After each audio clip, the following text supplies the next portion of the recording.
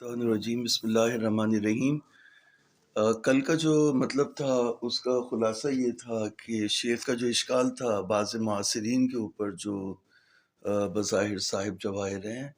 وہ یہ تھا کہ آپ نے جو بات کہی کہ رشوت جو ہے وہ شبیہ معاوضہ ہے، بس اس میں زمان نہیں ہے، تو انہوں نے کہا کہ جتنے بھی معاملات ہیں، جتنے بھی معاملے کو جو معاوضہ بھی کہتے ہیں، یہ بس ہوتا ہے ایک چیز جاتی ہے ایک چیز آتی ہے، ٹھیک ہے نا، تو اس لیے بولتے ہیں معاوضہ۔ تو جتنے بھی معاملات ہیں ان سب میں جو زمان ہے سوائے ایک کے، اور وہ کیا، اجارہ۔ اجارے میں جو ہے وہ زمان نہیں ہے، کیونکہ اجارہ جو ہے وہ وہاں پہ ایک طرح کی مطلب آپ نے گھر اجارے پہ لیا،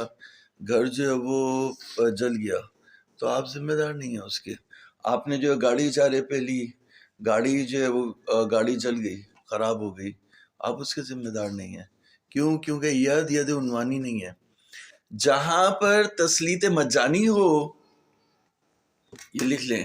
جہاں پر تسلیت مجانی ہو یا ید امانی ہو، وہاں زمان نہیں ہے۔ اب یہ قاعدہ بھی یہاں پر جو ہے وہ تو آپ نے کلما لا یزمن بصحیح لا یزمن بفاسدہ، وہ تو آپ نے کلما یزمن بصحیح یزمن بفاسدہ، وہ قاعدہ تو آپ نے پڑھ لیا۔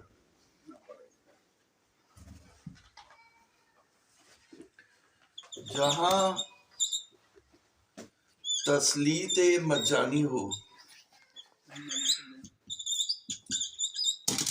مفت میں کوئی چیز کسی کے ہاتھ میں رکھ دے، یہ جو تسلیت مجانی کہتے ہیں۔ اب یہ فارسی عربی کی اصطلاح ہے۔ جہاں تسلیت مجانی ہو یا ید امانی ہو، ادھر میں شعر کہہ رہا ہوں، مصرع ہے یہ۔ جہاں تسلیت مجانی ہو یا ید امانی ہو، وہاں زمان نہیں ہو۔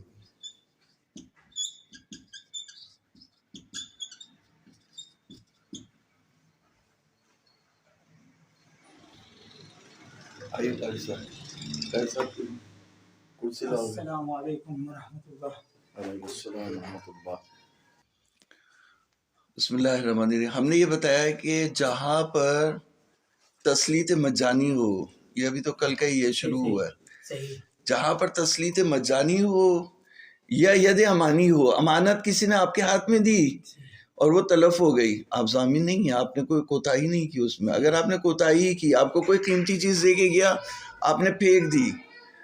پھینک دی تو پھر آپ ذمہ دار ہیں۔ آپ نے جہاں پر تعدی اور تفرید کیا وہاں آپ ذمہ دار ہیں۔ آپ نے کوئی وہ نہیں کیا، گھر اجارے پہ لیا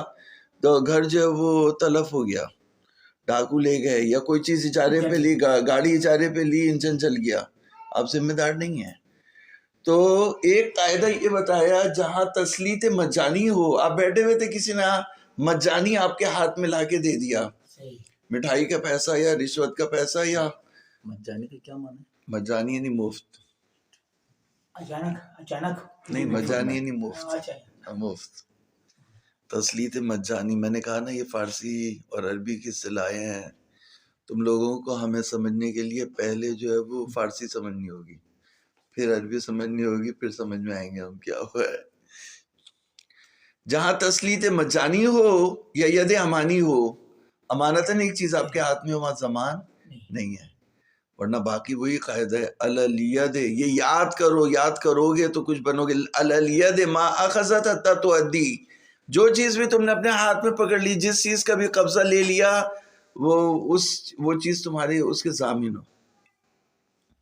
الید ما اخذت، ید کے اوپر ہے ضمانت، ما اخذت، جو چیز اس نے پکڑ لی، حتی تؤدی، یہاں تک کہ وہ ادا کر دے۔ الید ما اخذت حتی تؤدی، تو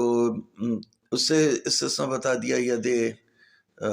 تسلیت مجانی اور ید امانی، دو چیزیں۔ اچھا، ہم نے یہ بتایا، کل یہ بتایا تھا کہ صاحب جواہر جو بعض معاصرین نے یہ کہا کہ رشوت جو شبیہ معاوضہ ہے، پس موجب زمان نہیں ہے۔ تو شیخ نے کہا کہ جتنے بھی معاوضات ہیں، جتنے بھی معاملات ہیں، سب میں زمان ہوتی ہے، اور جب صحیح میں ہوتی ہے تو فاسد میں بھی ہوتی ہے، سوائے ایک کے، اور وہ ہے اجارہ۔ اجارے میں جو ہے وہ زمان نہیں ہوتی، مگر یہ کہ شرط کرے کہ زمان ہوگی اور یہ وہ تو بات الگ ہے، ورنہ جو ہے وہ اجارے میں زمان نہیں ہوتی۔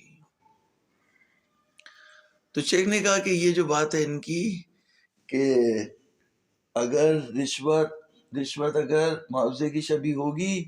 تو موجب زوان ہوگی، یہ شیخ کی نظر ہے، باقی صاحب جواہر نے اس کے الٹ بات کہی ہے۔ تو یہ بات جو ہے وہ یہ بات بھی کلیئر ہو گئی، اور ہم نے یہاں پہ بھی بتا دیا کہ کہاں پہ زمان ہوگی کہاں پہ زمان نہیں ہوگی، اور آپ نے یہ قاعدہ بھی سیکھ لیا کہ کلما یزمن بے صحیح ہی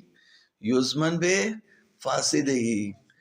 اور کلما لا یزمن بے صحیح ہی لا یزمن بے فاسد ہی، اجارے کو نکال کے اگر اجارے میں یہ قاعدہ دوسرا والا لا یزمن بے صحیح لا یزمن بے فاسد ہی اجارے میں ٹوٹ جائے گا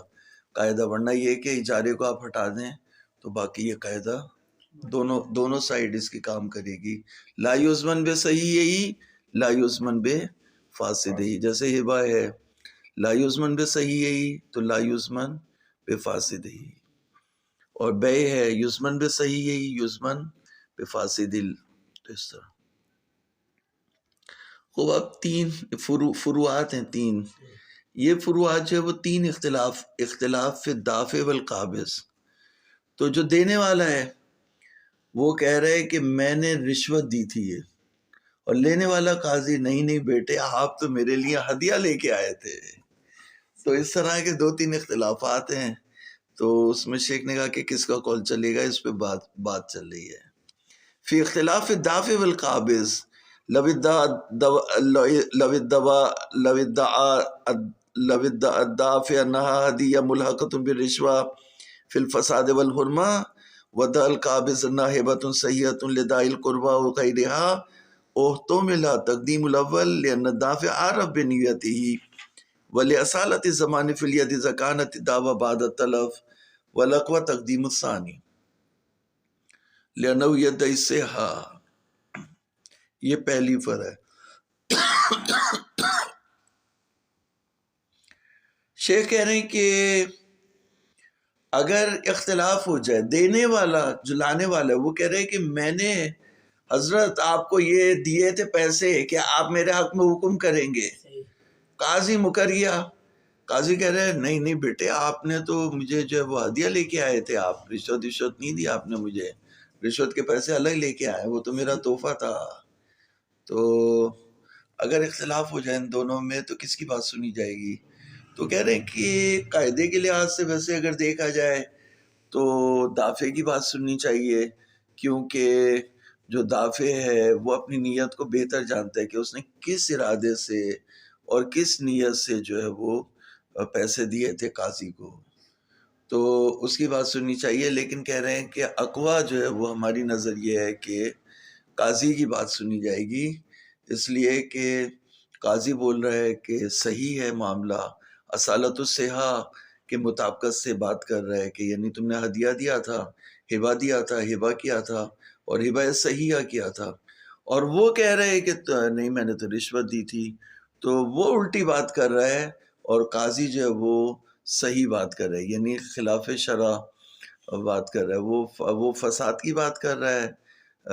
غلط باتیں کر رہا ہے کہ رشوت دی تھی، اور یہ صحیح باتیں کر رہے ہیں، تو صحت کی قول کو جو ہے وہ مقدم کیا جائے گا۔ فی اختلاف الدافع والقابض لو ادعى الدافع انها ہدیۃ، اگر دافع یہ ادعا کرے کہ یہ ہدیہ ہے جو ملحق تھا رشوت سے فی الفساد والحرمہ، اور جبکہ قابض یہ ادعا کرے کہ یہ ہبہ صحیحہ ہے، یعنی ایسا ہی تحفہ دیا تھا، کسی بھی مقصد کے لیے نہیں تھا، ہبہ صحیحہ ہے لداعی القربہ، یعنی قربت کے لیے دیا تھا، او غیرہا، یعنی رشتہ دار تھا قاضی کا، اس نے قاضی کو کچھ دے دیا، قاضی اس کا جو وہ بہنوئی تھا، بہنوئی کو دے دیا، او غیرہا یا دوسری کوئی چیز تھی، پڑوسی تھا، جاننے والا تھا، احتمل تقدیم الاول، احتمال ہے کہ پہلے کی بات کو مقدم کیا جائے، کیونکہ دافع عارف بنیت ہی ہے، اپنی نیت کو بہتر پہچانتا ہے، اور کیونکہ اصل جو ہے وہ ید میں زمان ہے، ولی اصالت زمان فی الید، جب دعویٰ بعد تلف ہو، لیکن اقوی تقدیم الثانی، اقوی یہ ہے کہ دوسرے کا قول مقدم ہوگا، لأنہ یدعی صحہ، کیونکہ وہ معاملے کے صحیح ہونے کا ادعا کر رہا ہے قاضی، اور جو دافع ہے وہ معاملے کے فاسد ہونے کا ادعا کر رہا ہے، لأنہ یدعی صحہ، تو جس کی بات اصالت صحت کے مطابق ہے اس کی بات کو لے لیں گے، اور جس کی بات اصالت فساد کے مطابق ہے اس کی بات کو چھوڑ دیں گے۔ وَلَوِ ادَّعَى الدَّافِعُ أَنَّهَا رِشْوَةٌ أَوْ أُجْرَةٌ عَلَى الْمُحَرَّمِ وَادَّعَى الْقَابِضُ كَوْنَهَا هِبَةً صَحِيحَةً اُحْتُمِلَ أَنَّهُ كَذَلِكَ لِأَنَّ الْأَمْرَ يَدُورُ بَيْنَ الْهِبَةِ الصَّحِيحَةِ وَالْإِجَارَةِ الْفَاسِدَةِ وَيُحْتَمَلُ الْعَدَمُ إِذْ لَا عَقْدَ مُشْتَرِكٌ هُنَا اخْتَلَفَ فِي صِحَتِهِ وَفَسَادِهِ فَالدَّافِعُ مُنْكِرٌ لِأَصْلِ الْعَقْدِ الَّذِي يَدَّعِيهِ الْقَابِضُ لا لصحته فيحلف على عدم وقوعه وليس هذا من مورد التداعي كما لا يخفى۔ دوسرا مسئلہ یہ کہ اگر ادعا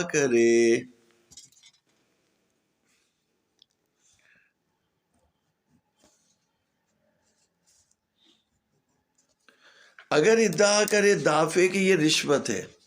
یا اجرت ہے حرام کے اوپر، اور ادعا کرے قاضی کہ یہ ہبہ ہے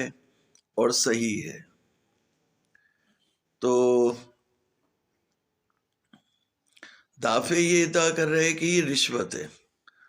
اور قابض یہ ادعا کر رہا ہے کہ یہ جو ہے وہ ہبہ صحیحہ ہے، تو احتمال یہی ہے کہ اسی طرح سے ہو، جس طرح سے پہلے ہم نے کہا کہ جس کا قول جو ہے وہ مطابق صحت ہے اس کے قول کو لے لیں گے، اور جس کا قول جو ہے وہ مخالف صحت ہے اس کے قول کو چھوڑ دیں گے۔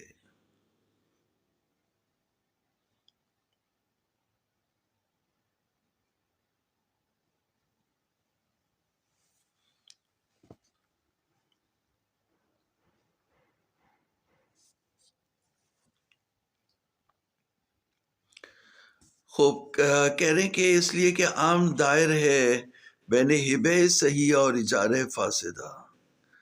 اب یہ مجھے یہ نہیں سمجھ میں آیا، ابھی دیکھیں کہ یہاں پر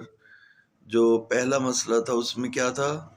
کہ اس نے بولا کہ ہدیہ ہے جو ملحق ہے رشوت سے، تو ملحق ہے رشوت سے نہیں، وہی رشوت ہو گئی، تو وہ ادعا کر رہا ہے رشوت کا، ہدیہ کا نہیں رشوت کا، اگر آپ رشوت پہ پلٹا ہے، اور قاضی نے یہ دعویٰ کیا کہ ہبہ صحیح ہے۔ دوسرے میں بھی یہی ہے کہ اس نے یہ ادعا کیا کہ رشوت ہے یا اجرت ہے علی المحرم، اور قاضی نے یہ کہا کہ یہ ہبہ صحیح ہے۔ تو بہرحال فرق کر رہے ہیں، کہہ رہے ہیں کہ یہاں پر احتمال ہے کہ پہلے ہی جیسا ہو، وَيُحْتَمَلُ الْعَدَمُ، اور احتمال یہ ہے کہ ایسا نہ ہو، کیونکہ عقد مشترک نہیں ہے دونوں کے درمیان۔ وہاں پر شروع میں جب وہ یہ تھا کہ عقد ایک تھا، ہدیہ اور ہبہ ایک ہی ہوتا ہے، تو عقد ایک تھا، ایک فساد کا اظہار کر رہا تھا اور ایک عدم فساد کا، تو ہم نے اصالت صحت والے کو لے لیا تھا، لیکن یہاں پر ایک عقد کی طرف نہیں جا سکتے ہم، کیونکہ وہ کہہ رہے کہ رشوت ہے، پہلا والا کہہ رہا ہے رشوت ہے، تو رشوت کا مطلب یہ ہوا اجارہ فاسدہ، یعنی قاضی کو اجیر لیا ہے تم نے، اس پیشی میں اجیر لیا ہے کہ آج تم میرے کرایہ دار ہو، میرے مطابقت سے حکم کرو گے، تو اجارہ فاسدہ ہو گیا۔ تو اور دوسرا جو ہے وہ کیا ہے، ہبہ صحیحہ، تو دو الگ الگ معاملے ہو گئے، دونوں میں قدر مشترک نہیں ہوئی۔ تو پہلے والے میں، پہلی والی صورت میں قدر مشترک تھی کہ پہلا جو تھا ہدیہ تھا اور دوسرا جو ہے وہ ہدیہ فاسدہ تھا اور دوسرا ہدیہ صحیحہ تھا، یعنی دافع کہہ رہا تھا ہبہ صحیح، ہبہ فاسدہ، ہدیہ یعنی ہبہ فاسدہ، اور قاضی بول رہا تھا ہبہ صحیحہ، تو دونوں میں قدر مشترک تھی کہ ہبہ تھا، ایک صحیح ہونے کا ادعا کر رہا تھا وہ قاضی، اور وہ ادعا کر رہا تھا فاسد ہونے کا، تو قدر مشترک تھی۔ یہاں پہ قدر مشترک نہیں ہے، یہاں پہ ایک عقد جو ہے وہ اجارہ ہے اور دوسرا عقد کیا ہے؟ ہبہ۔ تو کیونکہ قدر مشترک نہیں ہے تو دونوں مدعی اور منکر ہیں، تو دونوں ایک چیز کا دعویٰ کر رہے ہیں جن کے پاس جو ہے وہ کوئی شاہد نہیں ہے کہ کیا تھا کیا نہیں تھا، تو دونوں کیا کریں گے؟ یعنی قسم کھائیں گے اور انکار کریں گے سامنے والے کی بات کا۔ یحتمل العدم اطلاق دا مشترک ہونا اختلاف فی صحتی و فسادی، پس دافع منکر ہے اصل عقد کا جسے قابض ادعا کر رہے، فدافع منکر لاصل العقد الذی یدعی القابض لا لصحتہ فیحلف، پس یہ قسم کھائے گا العدم وقوعہ ولیس ھذا من مورد تداعی کما لا یخفی۔ اسی طرح سے جو ہے وہ دوسرا والا بھی یہی کر سکتا ہے کہ جس کا وہ ادعا کر رہا ہے یہ اس کا منکر ہو جائے اور اس پہ قسم کھائے، تو یہ یہاں پہ جو ہے وہ علیحدگی ہو جائے گی۔ وَلَوِ ادَّعَى الدَّافِعُ أَنَّهَا رِشْوَةٌ، اگر دافع یہ ادعا کرے کہ میں نے رشوت دی تھی قاضی کو، اور قابض یہ کہے کہ ہدیہ فاسدہ دیا تھا، بل قابض انہا ہدیۃ فاسدۃ، تو فرق کم ہو گیا۔ ہدیہ فاسدہ اور اجارہ فاسدہ، یعنی دونوں میں قدر مشترک، حالانکہ حق دونوں کے الگ الگ ہیں، ایک ہدیہ ہے ہبہ ہے اور دوسرا اجارہ ہے، تو اجارے میں اور ہبے میں فرق ہے، لیکن فاسد ہونے میں قدر مشترک ہے۔ لدفع الغرم عن نفسہ بناء علی ما سبق، یعنی قاضی اپنے اوپر سے نیب یا کوئی اس طرح کی ایجنسیاں اس کے پیچھے لگے، ان سے بچنے کے لیے قاضی اپنے اوپر بات نہ آئے تو کہہ رہے نہیں ہدیہ فاسدہ دیا تھا اس نے، میں منع کر رہا تھا اسے مت دو مجھے تحفہ، اور تحفہ دے کے چلا گیا۔ لدفع الغرم عن نفسہ بناء علی ما سبق من ان الہدیۃ المحرمہ لا یوجب الضمان، ہدیہ محرمہ موجب الضمان نہیں ہوتا، وفی تقدیم الاول لاصالۃ الضمان فی الید او الاخر لاصالۃ عدم سبب الضمان ومنع اصالۃ الضمان ومنع اصالۃ الضمان وجہان اقواہما الاول۔ کہہ رہے کہ ہدیہ محرمہ جو وہ موجب زبان نہیں ہوتا، تو کہہ رہے ہیں یہاں پہ جو وہ دو وجہ ہے، تین وجہ بلکہ کہہ رہے ہیں کہ ففی تقدیم الاول، پہلے کی دافع کی بات کو مانیں گے کیونکہ زمان نہیں ہے، یا دوسرے کی بات کو مانیں گے کیونکہ زمان کا سبب نہیں ہے، اب الاخر لاصالۃ عدم سبب الزمان، اور اصل زمان کو منع کریں گے، تو یہ دو وجہ، یا پہلے کی بات کو مانیں گے کہ اصالت زمان ہے، یا دوسرے کی بات کو مانیں گے اصالت عدم سبب زمان، یعنی زمان کا سبب جو ہے وہ متحقق نہیں ہوا۔ تو اقواہما الاول، پہلے جو ہے وہ قوی ہے، لأن عموم خبر علی الید ما اخذت حتی تؤدی، یہ خبر جو ہے وہ یقضی بالزمان، یہ قضاوت کر رہی ہے کہ ضامن ہے الا ما تسلیط المالک مجانن، مگر یہ کہ مالک جو ہے مسلط کرے مفت میں سے، والاصل عدم التحقق، مالک یہ کہہ رہا ہے کہ میں نے تو رشوت دی تھی، مجھے تو اس سے حکم چاہیے، میں نے مجانن نہیں دیا تھا، تو تسلیط مجانی جب نہیں ہے اور ید امانی بھی نہیں ہے اور تسلیط مجانی بھی نہیں ہے تو زمان ہے۔ میں نے بولا تھا جہاں تسلیط مجانی ہو یا ید امانی ہو وہاں زمان ہوتی ہے، نہیں ہوتی، اور جہاں یہ دونوں نہ ہو تو وہاں زمان ہوگی، تو یہاں پہ بھی زمان ہوگی، تو اس لیے پہلا قول مقدم ہے۔ والاصل عدم تحقق ہی ہونا، اور یہاں پہ تسلیط مجانی متحقق نہیں ہے، وہذا حاکم علی اصالۃ عدم سبب زمان، اور یہ جو ہم نے بتایا کہ زمان کا سبب متحقق ہے، یہ حاکم ہے اصالت عدم سبب زمان پر۔ وصلی اللہ علی محمد۔